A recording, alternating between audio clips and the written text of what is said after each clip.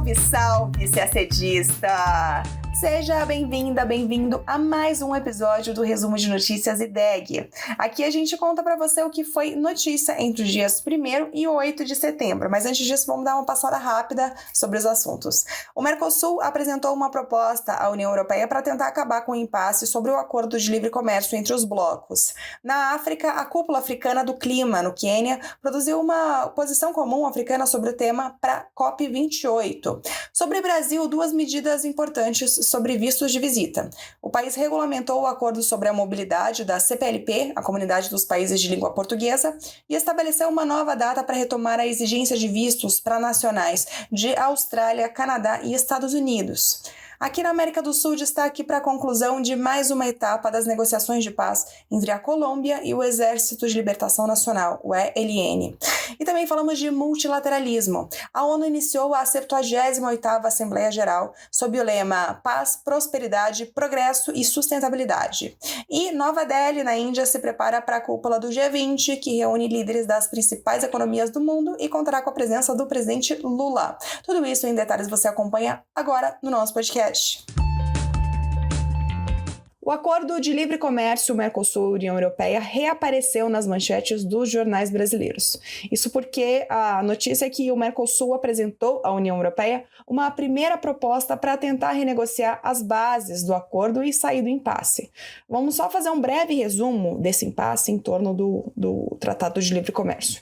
Bom, o acordo ele vem sendo negociado desde 1999. Em 2019, 20 anos depois, no primeiro ano do governo de Jair Bolsonaro, a parte comercial do acordo foi concluída, mas até agora as partes não assinaram. E para que o acordo entre em vigor, é preciso que o Parlamento Europeu aprove e todos os países envolvidos assinem e ratifiquem.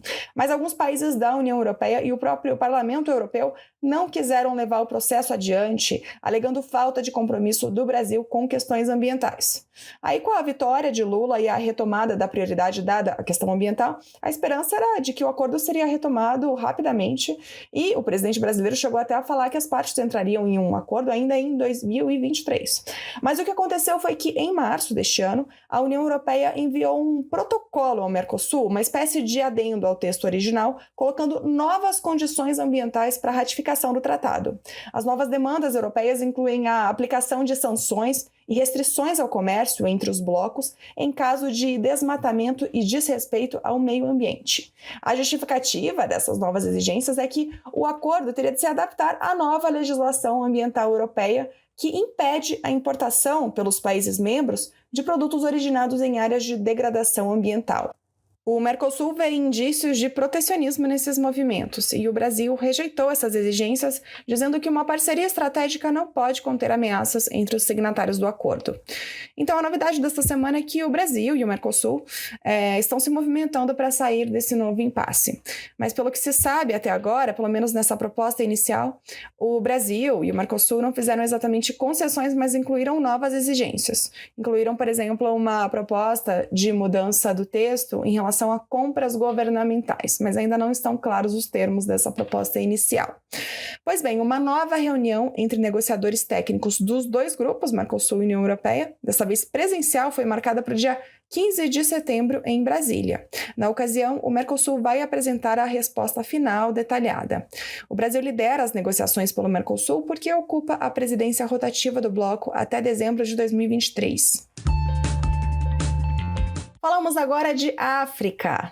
A cidade de Nairobi, no Quênia, sediou a Cúpula Africana do Clima, que durou 3 dias e terminou na quarta-feira com uma declaração conjunta final, a Declaração de Nairobi. No texto, os líderes africanos exigem a criação de uma nova taxa de carbono global sobre o comércio de combustíveis fósseis, a aviação e os transportes marítimos. Eles também mencionam a necessidade de reformas às instituições financeiras internacionais para ajudar a financiar a ação climática no continente. De acordo com o documento final, é necessário criar uma arquitetura financeira que se assente em financiamento acessível e na reestruturação das dívidas públicas. Os líderes enfatizaram que a África está pronta para liderar o processo de transição energética limpa no mundo, mas que para que todos enfrentem a crise climática, o continente precisa receber investimentos e não mera ajuda de outros países. Durante a cúpula, investidores anunciaram um valor total de 23 bilhões de dólares para investimentos verdes no continente, que incluem energia solar, créditos de carbono e medidas de reflorestamento. O secretário-geral da ONU, Antônio Guterres, que também participou, disse que está na hora de unir os países africanos com os países desenvolvidos, as instituições financeiras e as companhias tecnológicas para criar uma verdadeira aliança africana de energia renovável. Ele disse que para alcançar essa aliança é preciso reconhecer outra injustiça, um sistema financeiro mundial ultrapassado, injusto e disfuncional. Esse sistema, segundo Guterres, é injusto com as economias em desenvolvimento. Como exemplo, ele citou que, em média, os países africanos pagam 4 vezes mais por empréstimos do que os Estados Unidos e 8 vezes mais do que os países europeus. A declaração de Nairobi servirá como base para a posição conjunta africana de negociação na próxima Conferência do Clima, a COP28, que ocorrerá em novembro e dezembro deste ano. E sem sair muito do continente africano, vamos falar de CPLP. Na terça-feira, dia 5 de setembro, o Brasil publicou uma portaria que regulamenta a concessão de visto temporário e de autorização de residência a nacionais da Comunidade dos Países de Língua Portuguesa, a CPLP. Essa portaria tem por base o Acordo sobre a Mobilidade entre os Estados-membros da CPLP, que foi assinado em 2021 na cúpula de Luanda. Esse acordo, que entrou em vigor e foi ratificado pelo Brasil no ano passado, estabelece um arcabouço legal bem genérico para facilitar a mobilidade entre os países membros, que são, vale lembrar, Angola, Brasil, Cabo Verde, Guiné-Bissau, Guiné Equatorial, Moçambique, Portugal, São Tomé e Príncipe e Timor-Leste. E a partir desse acordo mais geral é que cada país regulamenta internamente como vai se dar esse trânsito de pessoas entre os países da comunidade. E foi isso que o Brasil fez. A portaria regulamenta a concessão de visto temporário e de autorização de residência a nacionais desses 8 países membros da CPLP. O texto disciplina o visto temporário aos nacionais da comunidade que se enquadrem nas categorias previstas no item 2 do artigo 7º do Acordo sobre a Mobilidade da CPLP. Docentes, empresários, agentes culturais e estudantes intercambistas. Segundo o Itamaraty, a medida reafirma o compromisso brasileiro em garantir que os fluxos migratórios sejam regulares, seguros e ordenados, fazendo valer tanto os interesses da política migratória nacional quanto os acordos internacionais assumidos pelo país. Ainda falando da política de vistos do Brasil, também na terça-feira, dia 5, outro decreto fixou uma nova data para a retomada da exigência de vistos para estadas de curta duração para os nacionais de Austrália, Canadá e Estados Unidos. Vale uma breve retrospectiva desse assunto. Na gestão anterior de Jair Bolsonaro, o Brasil havia anunciado a isenção unilateral de vistos de curta duração para nacionais desses 3 países, Austrália, Canadá e Estados Unidos, e para o Japão. Unilateral porque esses 4 países continuaram exigindo visto de entrada para nacionais brasileiros. Essa medida, digamos, heterodoxa na tradição diplomática brasileira, foi justificada como uma necessidade de fomentar o turismo e a economia no Brasil. Quando o presidente Lula assumiu este ano, sua administração disse que a medida não surtiu efeito, não fomentou o turismo e a economia no Brasil, e retomou o princípio da reciprocidade, ao qual a diplomacia brasileira costuma fazer referência. Nesse caso, é basicamente o seguinte: se um outro país isenta meus nacionais de visto de entrada, o meu país fará o mesmo com os nacionais desse país. E vale a mesma lógica para os que cobrarem vistos. E assim, com base na reciprocidade, o Brasil consultou esses países sobre a possibilidade de eles também isentarem os nacionais brasileiros de visto. Mas diante da impossibilidade, o Brasil declarou que, a partir de 1º de outubro, retomaria a exigência de vistos para estadas de curta duração para nacionais dos 4 países, Austrália, Canadá, Estados Unidos e Japão. Mas nesse meio tempo, em agosto, recentemente, o Brasil chegou a um entendimento com o Japão para a isenção recíproca da necessidade de vistos de visita para estadas de curta duração. Como consequência, foi necessário, então, como disse o Itamaraty essa semana, realizar ajustes no processo licitatório para a contratação da empresa que oferecerá serviços de vistos eletrônicos para os nacionais desses 3 países que sobraram. Por esse motivo, então, foi fixada para o dia 10 de janeiro de 2024 a nova data para a retomada da exigência de vistos para os nacionais de Austrália, Canadá e Estados Unidos.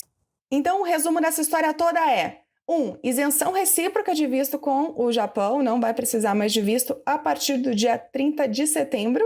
E 2. A retomada da exigência de vistos de entrada de nacionais de Austrália, Canadá e Estados Unidos, agora com uma nova data. Vai começar a valer no dia 10 de janeiro do ano que vem. Não muito longe daqui, falamos agora de Colômbia. O governo colombiano e o Exército de Libertação Nacional, ELN, concluíram mais um ciclo da Mesa de Diálogos da Paz, realizado entre 14 de agosto e 4 de setembro em Caracas, Venezuela. O quarto ciclo da mesa marca novos avanços no processo de paz, no momento em que se completa um mês da instalação do Comitê Nacional de Participação e da vigência do cessar-fogo bilateral, nacional e temporário, acompanhado por um mecanismo de monitoramento e verificação. Em nota divulgada no site do MRE, o Brasil avalia como positivos os resultados desta rodada de negociações, em que as partes avançaram nas discussões e nos compromissos sobre participação social e na definição de um marco político e conceitual sobre ações e dinâmicas humanitárias. Na nota, o Brasil, que é país garante desse processo de paz, ao lado de Chile, Cuba, Noruega, México e Venezuela, o Brasil reitera sua confiança no avanço das negociações e renova votos pelo aprofundamento do diálogo para a superação da violência e a construção de uma paz sustentável e duradoura na Colômbia. Agora falamos de ONU. Foi iniciada nesta terça-feira, dia 5, a 78ª sessão da Assembleia Geral das Nações Unidas. O lema é Paz, Prosperidade, Progresso e Sustentabilidade. As prioridades foram reveladas pelo novo presidente da Assembleia, o diplomata Denis Francis, de Trinidad e Tobago. Em seu discurso, ele declarou que sua ambição é que a Assembleia Geral enfrente os múltiplos desafios da maneira mais eficiente e inclusiva possível. Em relação à paz, ele citou desafios como a incerteza nuclear e o ceticismo com o sistema multilateral.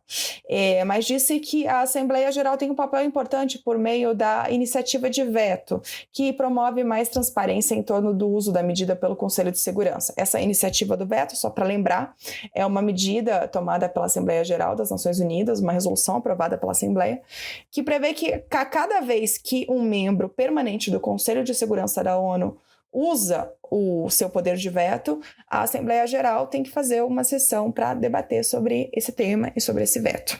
Bom, sobre a prosperidade e o progresso, o presidente disse que são necessários investimentos de longo prazo e soluções adaptadas aos contextos para que ninguém fique para trás. Para assegurar o progresso, ele destacou a grande oportunidade representada pela Cúpula do Desenvolvimento Sustentável, que começa em 18 de setembro.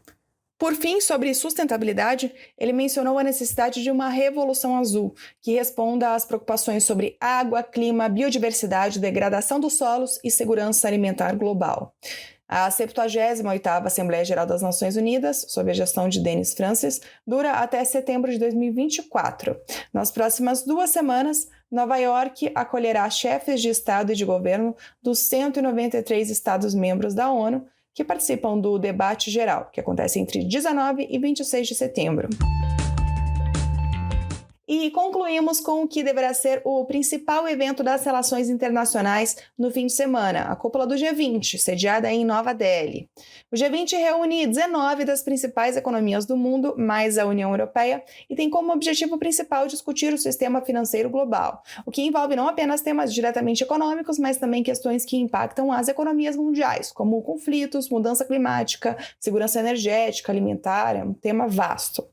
Essa edição terá como um dos destaques a ausência do presidente russo Vladimir Putin, que enfrenta um mandado de prisão internacional por supostos crimes de guerra na Ucrânia, e do presidente chinês Xi Jinping, que não informou o motivo do não comparecimento. Putin enviou seu chanceler e Xi Jinping será representado pelo primeiro-ministro chinês. O presidente Lula desembarca nesta sexta-noite, no horário de Nova Delhi, para o encontro. O evento, realizado nos próximos dias 19 e 10 de setembro, será histórico para o Brasil, pois o país receberá pela primeira vez a presidência do G20. E a gente termina o nosso podcast por aqui. Uma ótima semana, bons estudos e até sexta-feira que vem.